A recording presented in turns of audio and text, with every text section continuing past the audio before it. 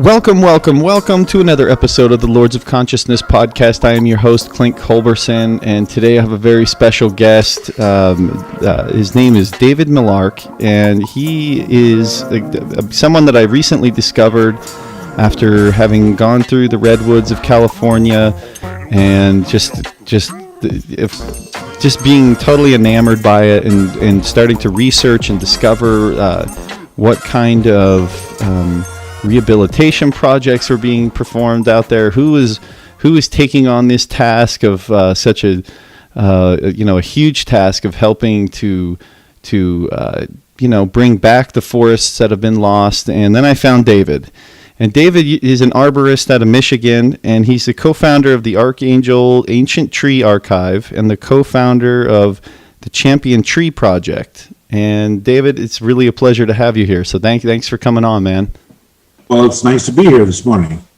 You grew up in the tree world. Is that correct? I mean, it seems like it's been something that's been passed down through the generations.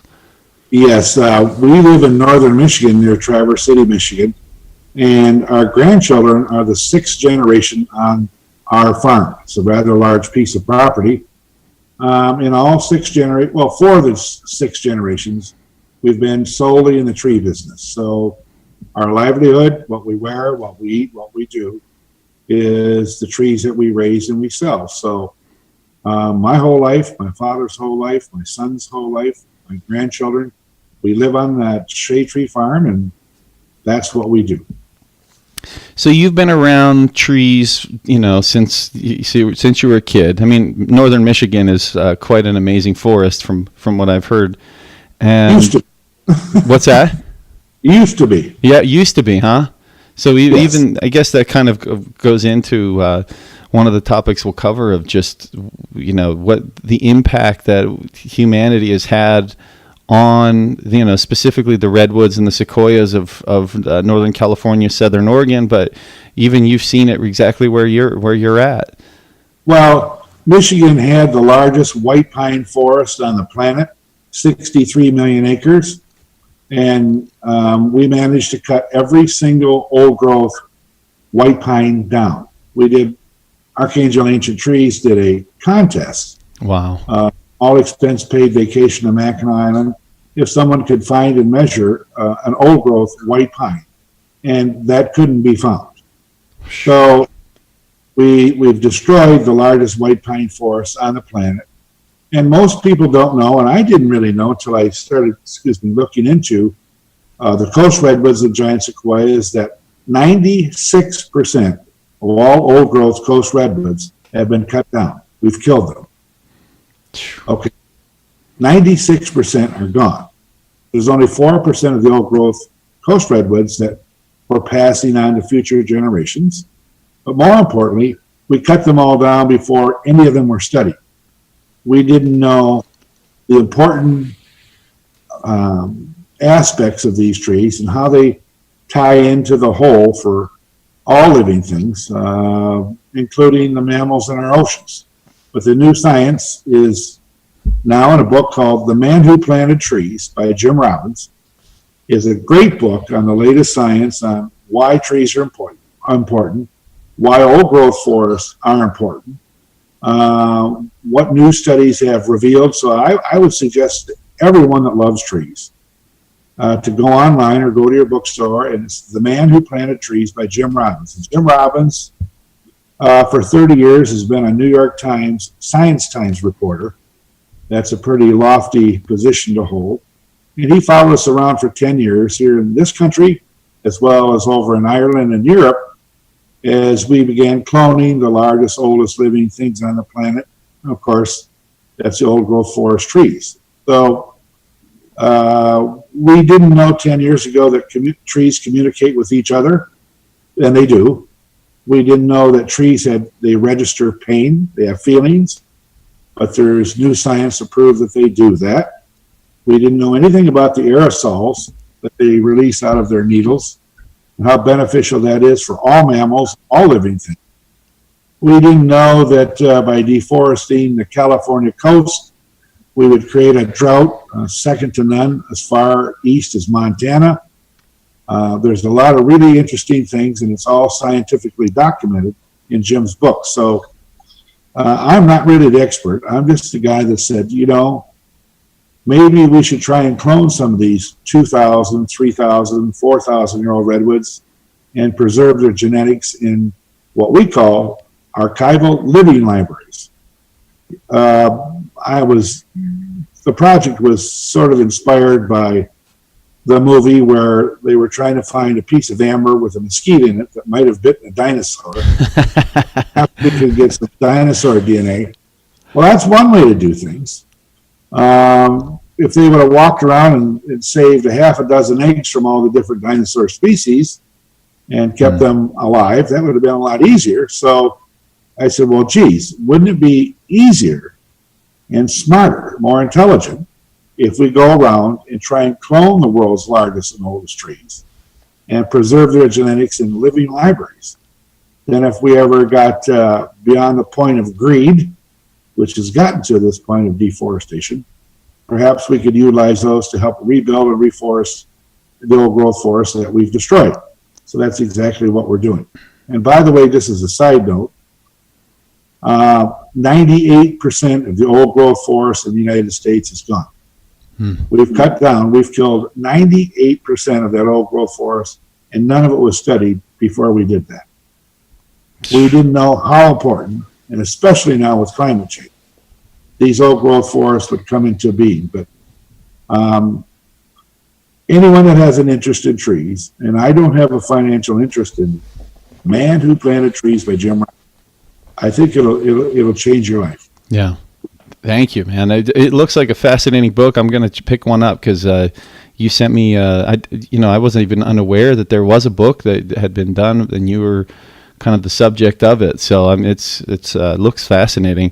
Can you kind of explain also, specifically even with the redwoods, you can see that as we remove these forests, the deterioration to the soil that happens thereafter and the erosion problems that completely end up destroying the water table. And can you kind of explain that impact? I mean, it's far more than even just the removing these trees from an oxygen and carbon standpoint, but also from what it does to underneath the trees. Well, we have to get away from the way that we've been taught that trees are commodity, that they're firewood, they're boards, they're charcoal, whatever that might be, and try and adjust our thinking to the truth, which is every single tree in itself is an entire ecosystem. A forest is an ecosystem, and every tree and every living thing in that forest is connected. So when we take down a tree, number one, they feel it. When you saw down a tree, they feel that pain, they register it, and they communicate it, and it's picked up by others in the forest. They have a consciousness. They recognize people. There's hard science to prove that people that have bad intentions with chainsaws coming into forests, they register fear. Now, I know that sounds loopy, but it's not. There's hard science to prove it, but makes total sense. Okay, the destruction of a tree in itself is an ecosystem. There are hundreds of millions of types of microorganisms in the soil, in the root system of each tree. 30% of 300 million species of microorganisms, we've only recognized and named 30% of them.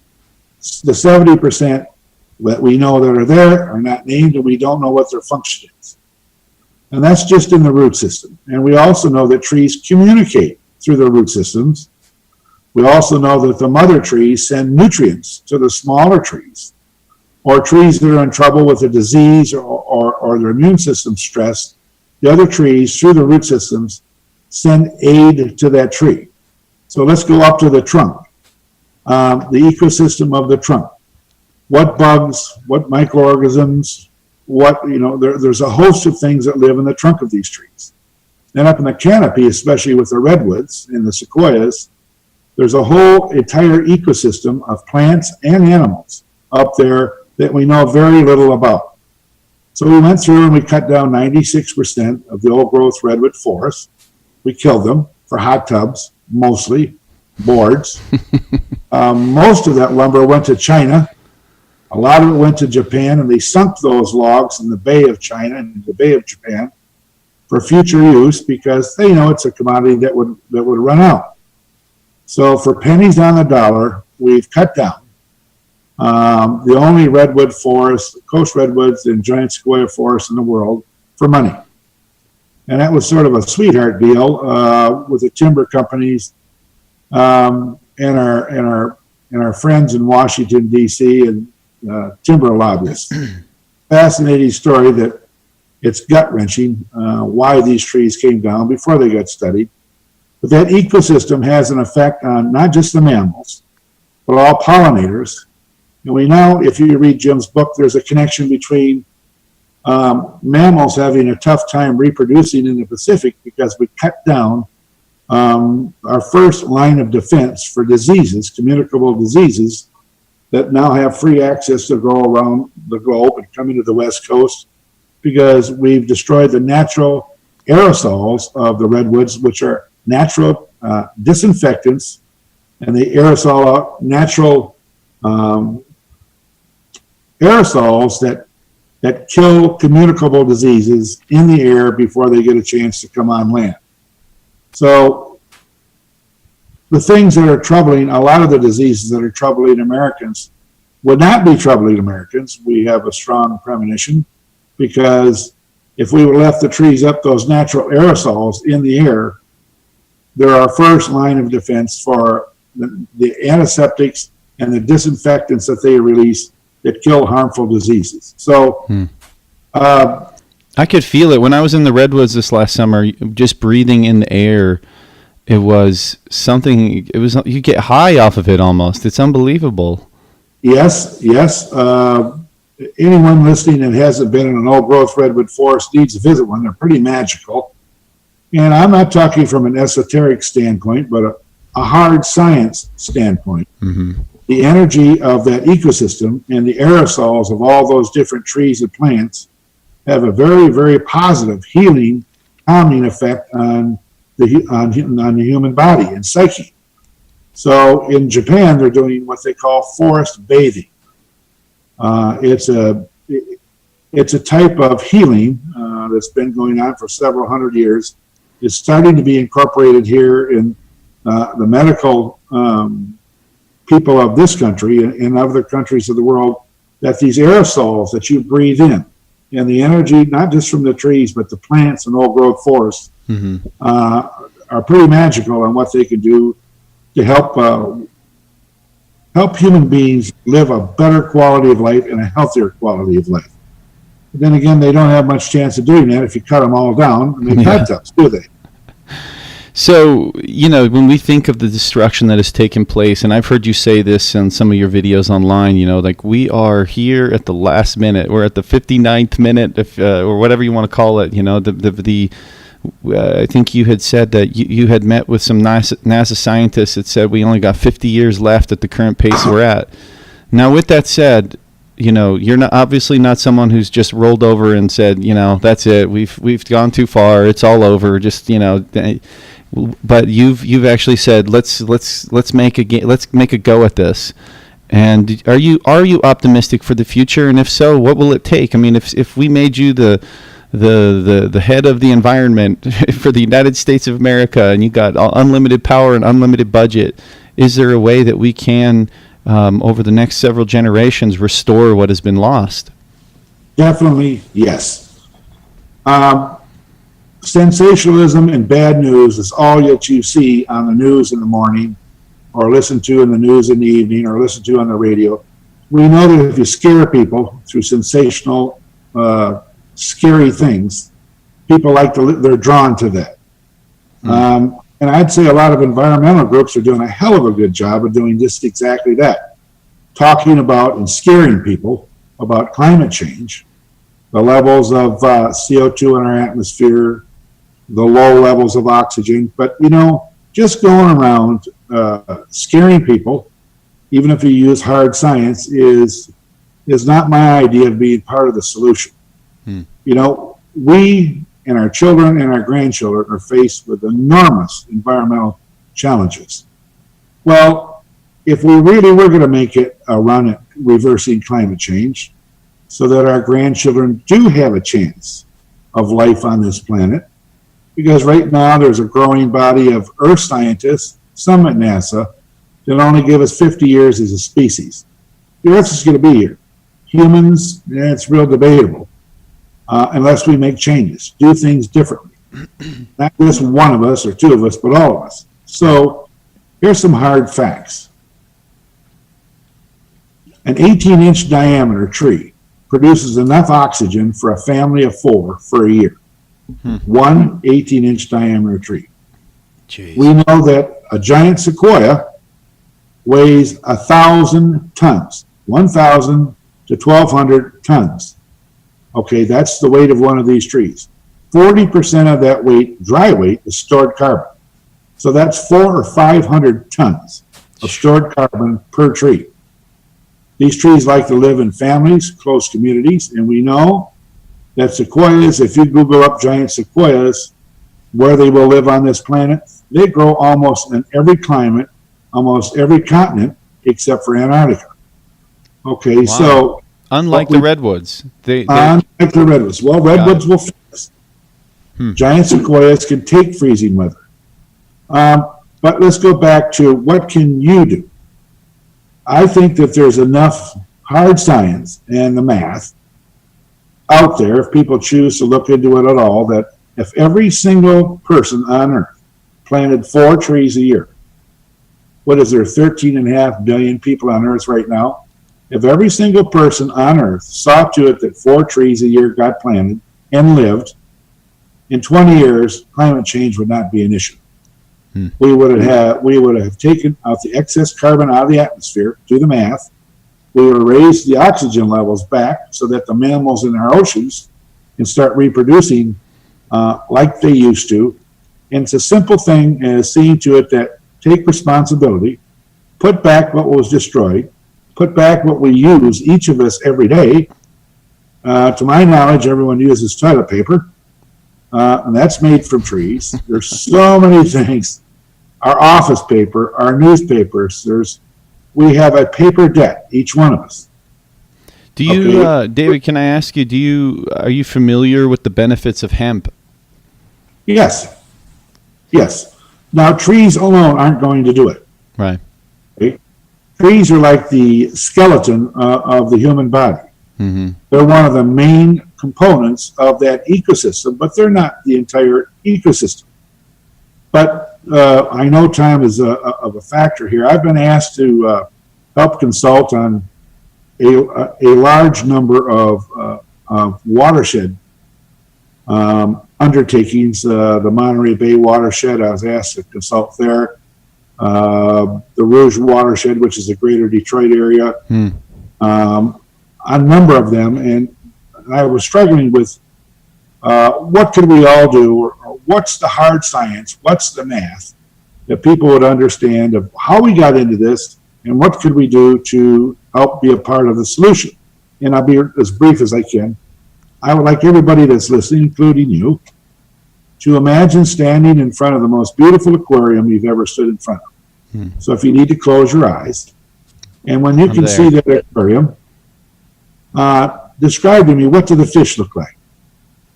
Oh man, they're beautiful. There's many varieties, many varieties, different colors, all, different types, that have different purposes.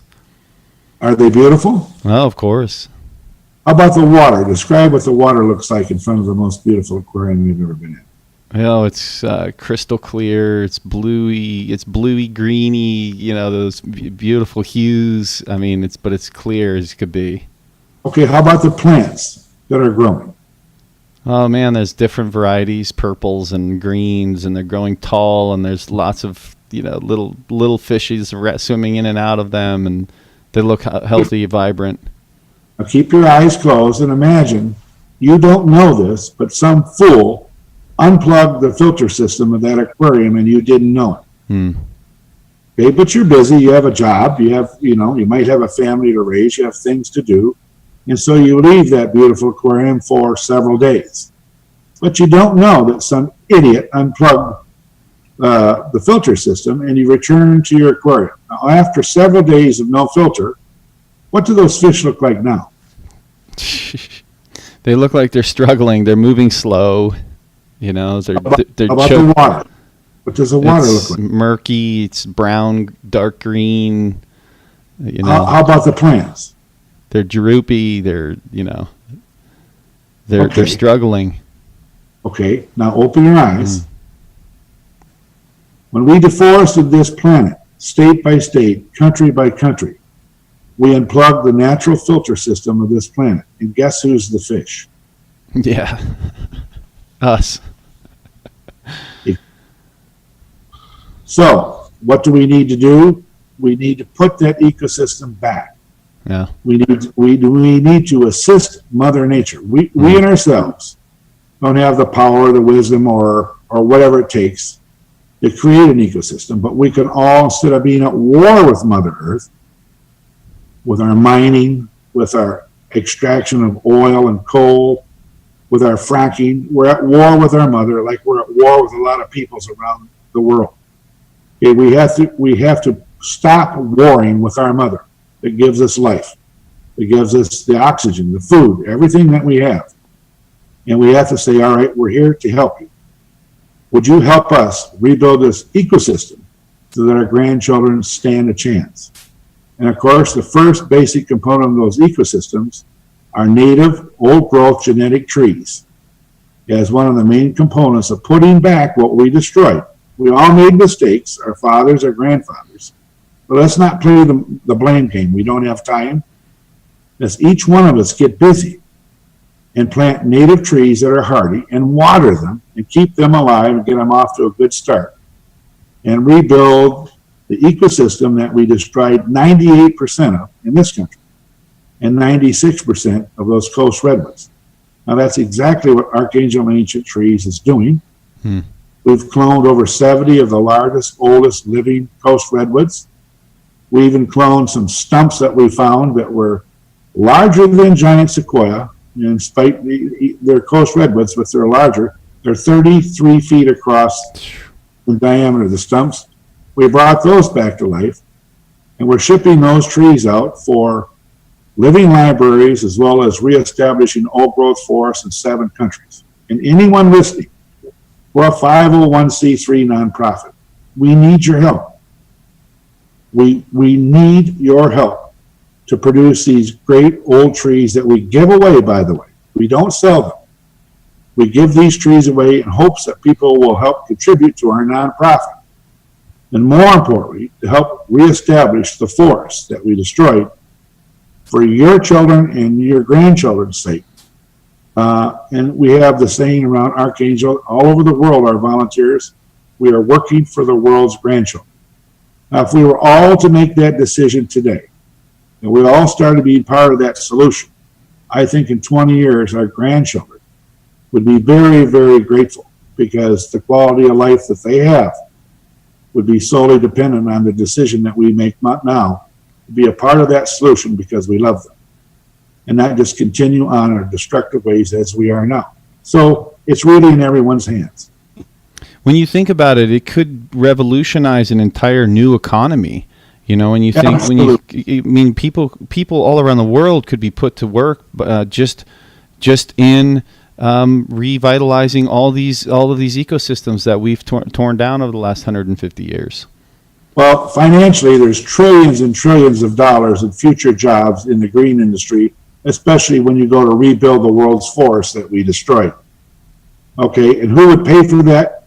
Well, ecotourism is one, but there's several good books out on reestablishing the natural filter systems, reestablishing the ecosystems, and rebuilding the forests of the world, and the positive financial impacts that would have. There would be.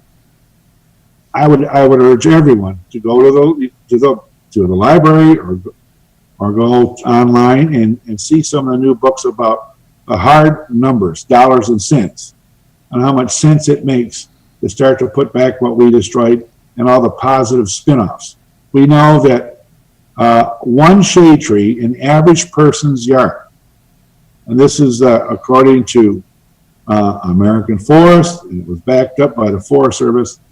One shade tree planted in your yard produces $164,000 worth of benefits in that tree's life. So $164,000 worth of benefits. Heating, cooling, air quality, and those are firm numbers, and that's hard science for every tree that you plant in your yard. Well, you can't plant the French pools with red leaves and flowers. You have to plant native trees that have strong immune systems. I mean, hello, we're in the beginnings of climate change, and the rules are all changing. So we need to plant the trees that are the workhorses, not the show horses. The workhorses that are going to be able to take the changes, survive what we're heading into, and be a part of that solution. But I think for $164,000, that should be a motivation enough to get off the couch or put a computer down for a little while and go plant a native tree in your yard. It seems like to me. What do you think? I couldn't agree more. I've come from the landscaping world, so it's been one of my passions. So it's like when I found you, it's like you're a kindred spirit. I mean, you're doing what I would love to be doing. So it's wonderful. But with the remaining time that we have, can you kind of just explain what are the big obstacles that nonprofits like you are facing, and what are the solutions to getting there? How do we get to this economy that does this, even though right now it exists as an idea? There's books, like you said, that are backing it up, but how do we go from point A to point B, considering we only have 50 years? I mean, at the end of the day, we can do this at a grassroots level, and hopefully one day we can get politicians to get their heads out of their asses and start, reallocating funds. Because so often we say, oh, well, where are we going to get the money? Well, when we spend $1 trillion on a fighter jet, I mean, how many redwood trees could be planted with $1 trillion, man? It would be ridiculous. Well, I read a short while ago that 64 cents of every tax dollar that we all pay goes to the war effort. 64 cents off the top goes to our war machine. Yeah. Something that doesn't produce anything. Nothing except just misery. Just misery. So the only way to get politicians' attention is through the vote. They're afraid of losing power by leaving office. So that's the way that if we all work together in a grassroots effort, the only attention you're going to get is if they see a movement that could threaten their position politically. Right. But, let's not play the blame game. Seriously, we don't have time. The politicians will follow suit when we, the people, do what we need to do. And what do we need to do? Number one, educate ourselves about the importance that trees play for you and your family, where you live, and in your community. What do they do for you? What do they do for your family? What diseases could they prevent for you and your family? What could be the savings of your electric bill?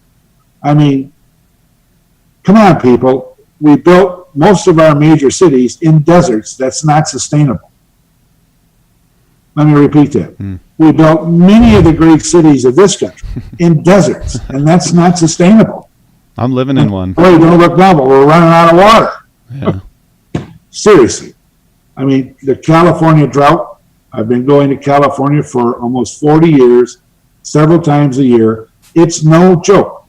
There's no snow and there's no water in the mountains of Northern California. So I would say San Diego, Los Angeles, Phoenix, I would say Las Vegas, wake up, because the water that you're counting on is not there, because we chose to build our cities in non-sustainable deserts. Okay. How do you make deserts? We know that when you cut down forests, it causes desertification, which means it doesn't rain there anymore. So if we want more rain and we want it to rain where we live, the key, and there's hard science to prove it, is plant trees. Replant the forest and you'll bring back the rain. That'll give you a better shot at surviving where you're living. So education, and then if there's nothing that you can do physically or mentally, you're too tied up, too busy, help support some of the nonprofits that are out there on the front lines, getting the trees in the ground, And getting the trees in the ground is the easy part. It's keeping them alive for 2 years by watering them and nurturing them for at least 2 years. If you plant 100 million trees and you have a 90% a rate of failure, you've gone nowhere. Yep. But most tree planting groups, check out the ones that have a watering program for 2 years, or only plant in trickle irrigated forests. Because planting them, anybody can do that. Keeping them alive, that takes, a more intelligent way of going about things. And support those people that are doing this, because you might be too busy, or it's not your forte, or you might have a physical injury, but whatever it takes, quit passing the buck and help us reestablish those old growth forests so that our children and our grandchildren have a better shot or a chance than they have right now at a normal, happy, productive, healthy life.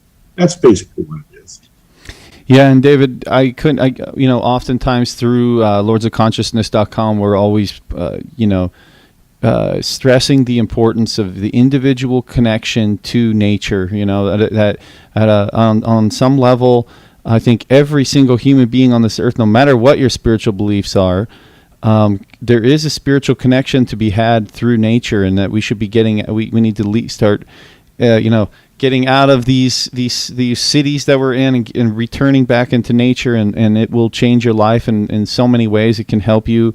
It can help you with the personal problems you're having. It can help you remove the stress that you have, and then beyond the benefits that it's giving you, it will also waken you up to the bigger picture of what's going on. And if you're looking for that motivation to, get in there and start digging trees, first go reestablish your connection with the trees, and they'll help you with that motivation. And I think that that's something that the world is in desperate need of right now. Is we need to reconnect. We need to get out of the electronics, get out of these concrete jungles. And we can even bring that nature here to these concrete jungles. We can make green where the places that we're living in, that we're having to work in, at least under the system that we're in right now. And so it's, projects like yours, though, are on a big picture level are so needed. And I just want to thank you, man, from the bottom of my heart. Thank you for what you're doing. And if there's anything that we can do to help you, support you. And I'd love to have you back on sometime to discuss some more. We've kind of reached our 30 minutes, but I'd love to have you on again and talk some more. Let's get into some more of the other, what's going on out there. Because it's not just the redwoods, as you've mentioned. You said you're going all around the world. There's old growth forests everywhere. And each of these trees are bringing unique benefits to humanity, And I heard you explaining the I think it was the walnut oak, I believe it was, or the walnut. Walnut shows great promise in cancer, cervical cancer for our young girls. Amen. Amen.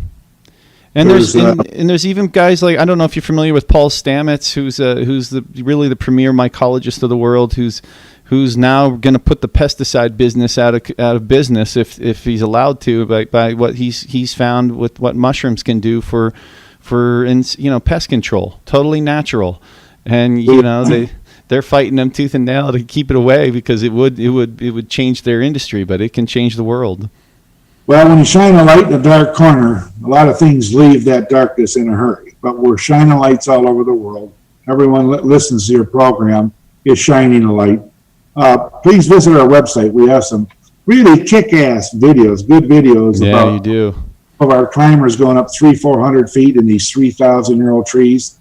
They have helmet cams on, and you'll be able to see what lives in the canopies of these trees. Mm-hmm. It's really, really incredible. Visit Archangel Ancient Trees. Just Google us up, go to our website.